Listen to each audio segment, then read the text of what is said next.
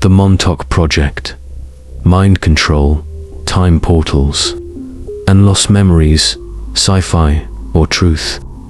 Welcome back to Echoes from Tomorrow, where the line between fiction and reality begins to blur, and every whisper from the past could be a warning from the future. If you've followed our journey through time travel conspiracies, lost alien technology, and the edges of scientific possibility, then prepare yourself, because what you're about to hear is perhaps the strangest and most disturbing tale yet. This is the story of the Montauk Project. Out on the eastern tip of Long Island, New York, nestled quietly among the trees and cliffs, stands a decaying military installation, Camp Hero. To any passerby, it's just an old radar base, abandoned and harmless. But to those who claim to remember, it was never abandoned, and it was far from harmless. Whispers of the Montauk Project began surfacing in the early 1980s. Rumors of illegal experiments conducted by a rogue branch of the US government. Experiments involving mind control, psychic warfare, and time manipulation. Yes, time manipulation. It all sounded like science fiction till people started coming forward. People like Preston Nichols, a man who claimed to have worked at Camp Hero. He said he recovered suppressed memories of bizarre tests conducted underground of children, being subjected to psychological programming, of machines that could bend space and time, and of portals that led somewhere very far from Earth. Nichols wasn't alone. Over the years, others stepped into the light, each telling disturbingly similar stories. Some remembered being abducted and returned with no memory. Others claimed they were trained as psychic soldiers, and a few said they were never meant to survive. The military, of course, denied it all. Camp Hero was closed, they said. There were no secret labs, no experiments, no missing children. Just coincidence, just imagination. But those who lived near they spoke of strange power outages, unmarked trucks entering the base at night, and the sound of screaming beneath the earth. Long after the base had shut down, and perhaps most chilling of all, they claimed the government tried to erase their memories, and maybe they succeeded, or maybe not. Testimonies from the shadows, the men who remember. They say memory is fragile, that the mind protects us from what we're not meant to know. But what if the memories you lost were taken from you? The Montauk Project is not remembered through photographs or documents. There are no official files, no televised hearings, no national apologies, only stories, but those stories shared in hushed interviews, old cassette tapes, and obscure books paint a picture more vivid, more detailed, and more consistent than any hoax should be. Let's begin with the man who opened the door, Preston B. Nichols. Nichols was an electrical engineer, a researcher in radar and electromagnetic frequencies. In the 1980s, he claimed to have recovered suppressed memories of working at Camp Hero under a classified government operation.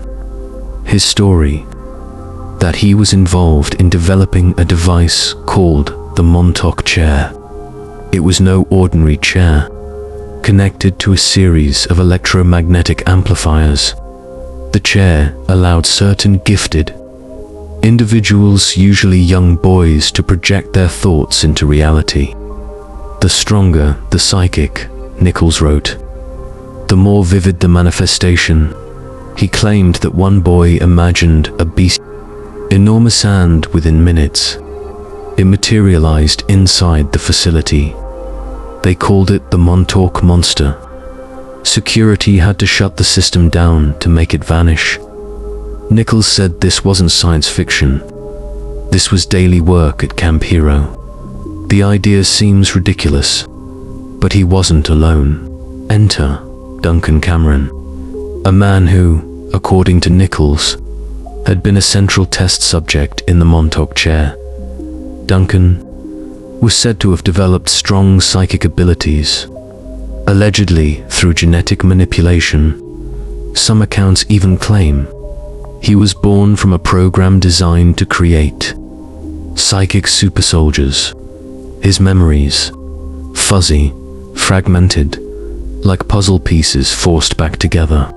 He spoke of portals rips above the chair when his mind reached certain frequencies. He described being sent through those portals to distant locations and possibly distant times. There's a reason why these men are not believed by many.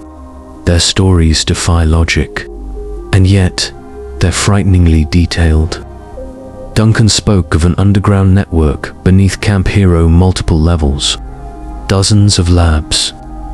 He remembered being trained to shut down his own memories, trained to forget. He said sometimes they'd wipe a person clean and rebuild them with false memories, like clay. And then there are the children. Many of the Montauk testimonies involve young boys trained and used as test subjects. Some were supposedly gifted, others were disposable. Nichols claimed that between 1971 and 1983, hundreds of children passed through the program. Some returned to the surface, some did not. There are no names, no photos, no proof, but across forums, scattered books, and late-night radio interviews, adults have come forward years later, claiming they were part of something they don't fully understand. They remember the fear, the bright lights, the chair, the feeling of falling through time, and then the silence. One man claimed he was sent to 6037 AD. He described a crystal city completely deserted, and a statue that displayed moving images of human history. He said he stood there for hours until a voice told him to return. Another spoke of being sent to Mars, not the dusty red planet we know, but something else, something ancient, with structures. What do we do with these stories?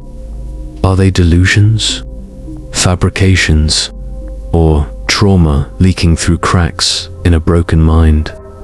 And yet, there's something unsettling about the consistency. No matter how far apart these people lived, how different their lives were, they all described the same place, the same technology, the same symbols, and most of all, the same loss of memory. The human brain is easy to manipulate. Electromagnetic interference, trauma-based conditioning, or something more advanced. The Montauk researchers allegedly learned how to erase and rewrite. A person could be made to forget their own name, their own family, their entire life. So if you were part of Montauk, how would you ever know? And here's where it gets darker. Some believe the project never stopped, that after the base was shut down in 1983, it simply went deeper underground, figuratively and literally. That these technologies, mind control, time travel, dimensional rifts are still being tested, just not in Long Island. Others believe the Montauk Project was just one branch, one experiment in a larger global operation, a shadow war on the human mind. So what do we believe?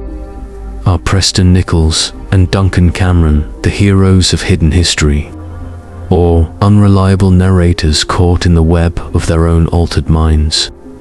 One thing is certain, their stories may seem impossible, but once you hear them, you'll never quite look at the past or the future the same way again.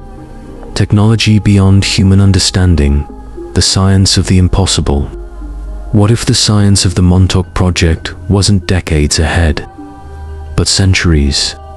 That's the claim buried in Testimonies, wrapped in myth. That the researchers at Camp Hero weren't just experimenting with fringe theories. They were using technology that shouldn't exist. Let's return to the Montauk chair. According to Preston Nichols, the device wasn't just a psychic amplifier. It could convert thoughts' pure mental images into electromagnetic blueprints. Think of something strongly enough, and it would appear. The chair was allegedly connected to a computer system that interpreted brainwaves and translated them into matter, a kind of quantum level fabrication. Nichols even claimed that certain test subjects could create living beings, unstable but real. It sounds like magic, but maybe it was something worse. Duncan Cameron, the project's most well-known test subject, supposedly unlocked a new phase of this technology. He was able to generate time portals, not metaphorical, actual wormholes, rips in the fabric of space-time that led to other points in history, and possibly other dimensions. He described standing at the edge of these rips, watching the edges of time fray, like burnt paper. Once, he said, he stepped into a tunnel and found himself in Montauk, 1943. Sound familiar? Because that's the same year as the infamous Philadelphia experiment, the alleged US Navy test to make a battleship invisible and teleport it. Some researchers believe Montauk was phase 2 of that project, but the chair was just the beginning. According to Nichols, the facility housed other devices, machines that could erase memories with precision, amplifiers that could cause hallucinations over entire towns, and even a chamber designed to slow time where an hour outside became a day inside. There are no blueprints, no patterned numbers, but the descriptions are hauntingly detailed. And here's where it gets even stranger. Some claim that this technology wasn't human. An unnamed technician in a 1995 underground interview said the Montauk scientists had reverse-engineered alien technology. He claimed that one of the devices was recovered from a crash site in the late 1950s. The material used wasn't metallic, but something flexible, reactive, and organic. When powered up, it seemed to respond to thought. They couldn't build more of it. They couldn't understand its code. They could only use it. If this sounds familiar, it's because similar claims have surfaced around Area 51, Dulce Base, and even Nazi-era science experiments. Some believe there's a hidden lineage of forbidden technology passed through secret programs, out of reach of the public, far beyond ethical boundaries. Others believe it's a nigh-knots extraterrestrial, but post-human technology from the future sent backwards through time. Either way, it doesn't belong in the hands of people. Let's talk consequences. Nichols claimed that after one particularly powerful test with the chair in 1983, something went wrong. Duncan, in a deep trance, created a creature from his nightmares. It destroyed equipment. It attacked people. And it wasn't visible to everyone, only to those with a certain brainwave pattern. Nichols says they had to shut everything down immediately. He pulled the plug. The beast vanished. The portals closed. And just like that, the Montauk Project ended. Or so we're told. To this day, visitors to Camp Hero report strange sensations. Electronic devices malfunction, compasses spin, and some say they feel watched. There are reports of underground vibrations, sealed-off entrances that once led to something deeper and even stranger. A few say they hear voices coming from beneath the earth, calling, repeating, whispering in languages they've never heard. So what was the Montauk Project? Was it a hoax? A cover for classified radar experiments? Or something far more dangerous, a rupture in our understanding of time, thought, and technology? And the bigger question, if they could create time portals, if they could manipulate memory and matter, who's to say they haven't used it on us? If true, the Montauk Project isn't just a story, it's a warning that there are places on this earth where science has outpaced morality, where minds are molded, and where reality itself is just a setting to be changed, digging for truth, what still lies beneath Camp Hero. The Montauk Project officially ended in 1983. The machines were dismantled. The labs were sealed. Camp Hero was turned into a state park. Tourists now walk its overgrown trails. Families picnic near rusting radar towers. Children play above the ground. But what lies beneath? The government says it's just a Cold War relic. Locals aren't so sure. Many residents of Montauk tell stories, strange ones, of earthquakes with no epicenter, of military trucks entering sealed gates at night, of helicopters circling the park with no markings. Some say they've heard sounds under their feet. Machinery, screams, like the base never truly died, just went deeper. One local, Thomas McAllister, a park ranger for over 15 years, gave this anonymous statement in 2009. There are areas I was told never to patrol. I asked why once. They said, it's not safe underground. I thought they meant structural danger. But it wasn't the concrete they were afraid of.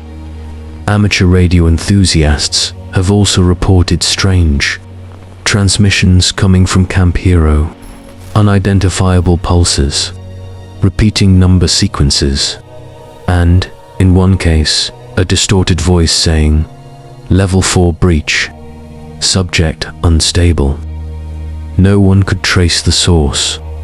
It came and vanished, just like Montauk's secrets. Then there's the radar tower, the centerpiece of Camp Hero. Officials say it's decommissioned, but several witnesses claim it still activates occasionally. At 3 a.m., the dish turns. Lights flicker, and if you bring a compass near it, it spins violently. Nichols once said the radar wasn't just a communications device. It was a brainwave modulator capable of broadcasting thought interference signals across miles.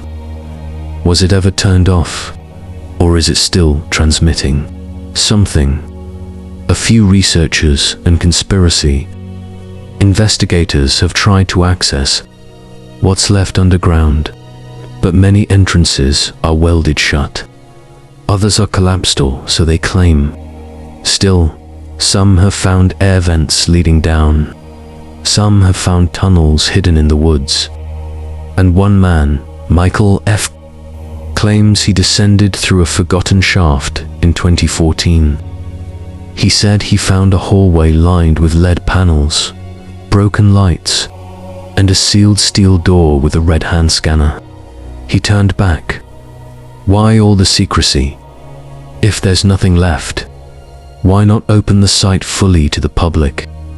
Why refuse independent surveys? Why silence former employees? A Freedom of Information Act request in 2017 was denied on the basis of national security. National security for a park. And what about the people? Many former Montauk residents have come forward, saying they remember things they shouldn't. Dreams of corridors they've never entered. Nightmares of experiments they were never part of. Some recall entire childhood years missing from memory. One woman, now 42, said she grew up in Montauk and used to see men in black uniforms walking out of the woods, then vanish into the trees.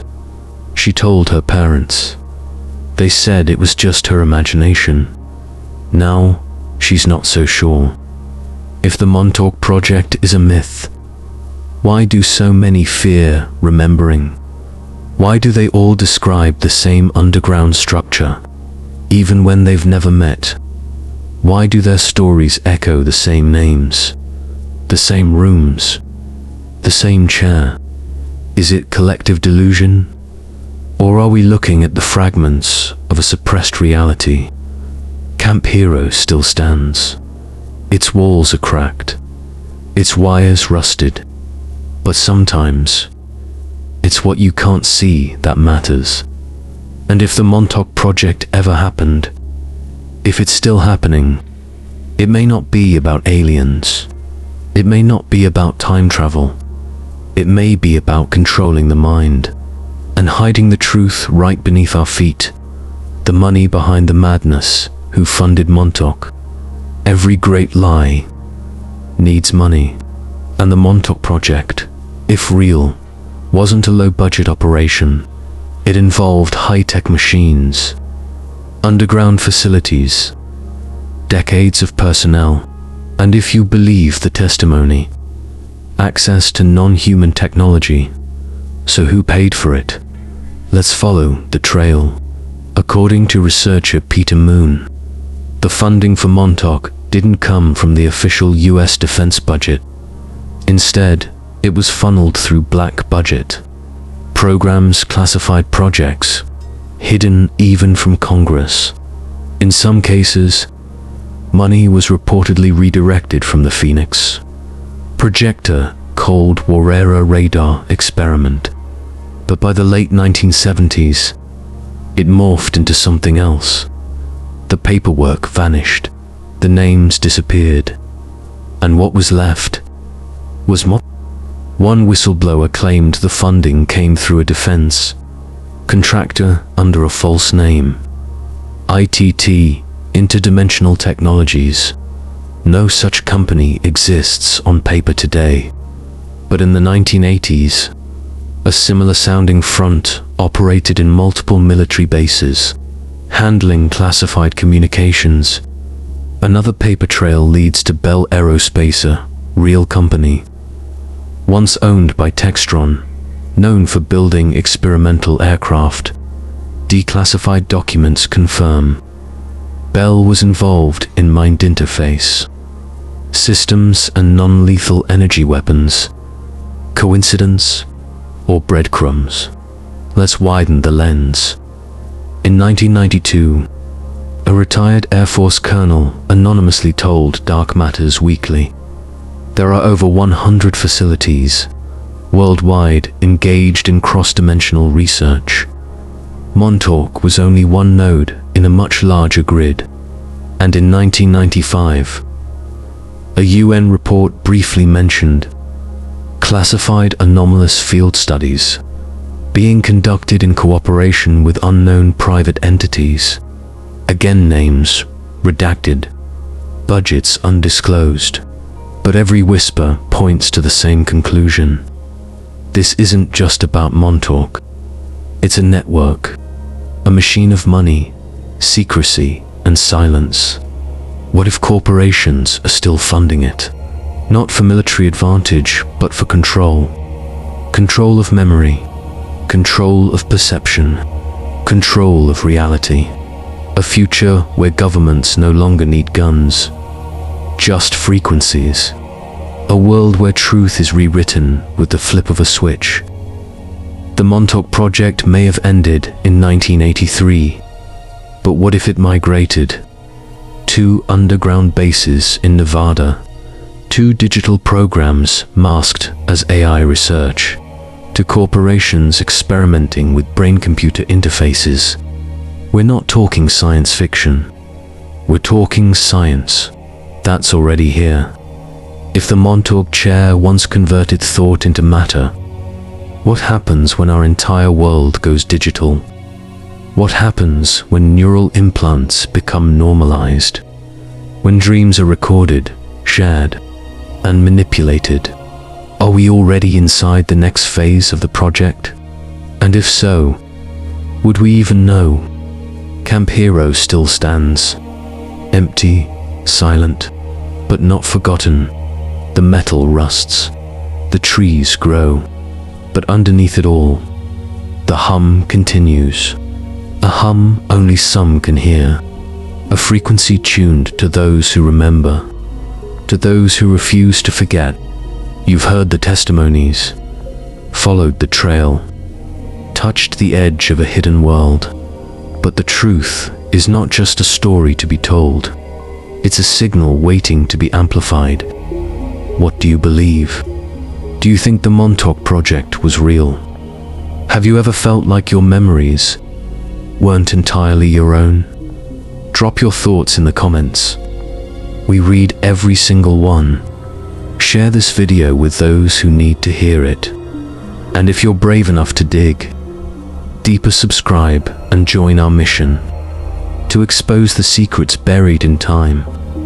This was Echoes from Tomorrow, where truth whispers and the future listens.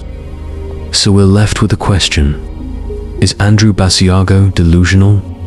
Or did he accidentally reveal the tip of an iceberg so massive, so terrifying, that even acknowledging it could collapse our current understanding of time and national power? In the next chapter, we'll examine the physical evidence, the patterns across whistleblower testimonies, and the reasons why some believe Project Pegasus didn't end. It simply went deeper. Stay with us. This is Echoes from Tomorrow. The machines that bent time, chronovisors, plasma tunnels, and time itself. If Andrew Basiago was just making it up, he wouldn't need to describe the machines. He wouldn't need to remember the feeling of static across his skin, the dizziness as time fractured, the humming sound that filled his bones before everything went black. But Basiago did describe them in startling detail, and whether these machines were figments of a fractured imagination or glimpses into technology we're not meant to know. One thing is certain, he believed they were real. Let's begin with the most mysterious device of all. According to Basiago, this was the backbone of Project Pegasus, a machine developed in the 1960s and 70s by a coalition of US government scientists working under DARPA. The chronovisor didn't send you into time, it allowed you to view it. Imagine a holographic projection, not a video, but a living moment pulled directly from the space-time continuum. Past, future, moments unfolding in real time, as if recorded by the universe itself.